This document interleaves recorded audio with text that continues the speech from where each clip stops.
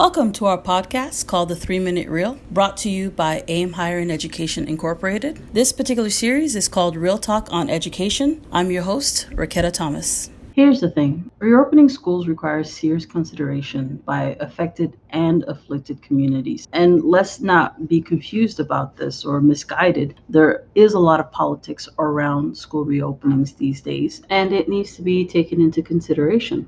So we want to talk a little bit about this. Leading up to our conference, which is going to be in mid-September, we want to have these kind of real and honest conversations with different members of our community and to just get a feel for what it is that they're going through. It's a middle of the pandemic. We've already had kind of an abrupt ending to a previous school year. Graduations were not what they used to be.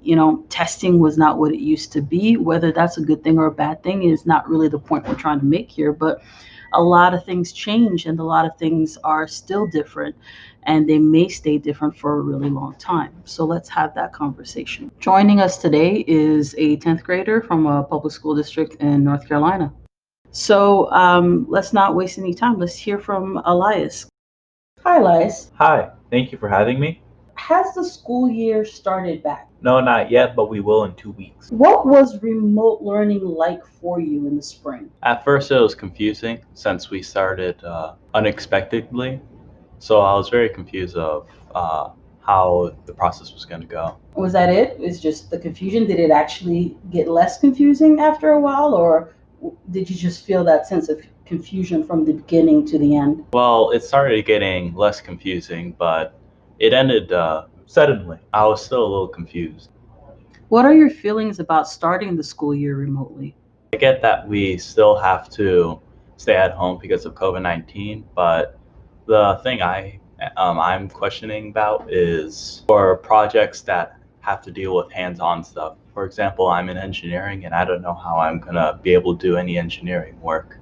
Some parts of school I actually do enjoy, but that might be taken away because of COVID-19. What are some of those parts you enjoy? When we were at engineering class, we were creating new figures online using 3D printing software, and that might not be possible for other students, including me.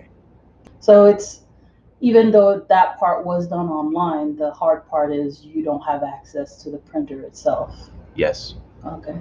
Is there anything else you'd like to share? I'm worried about it being boring, but I'm going to be doing the best that I can. Thank you for listening to our podcast, The 3-Minute Reel. We hope you enjoyed it and that you'll come back and hear the next one.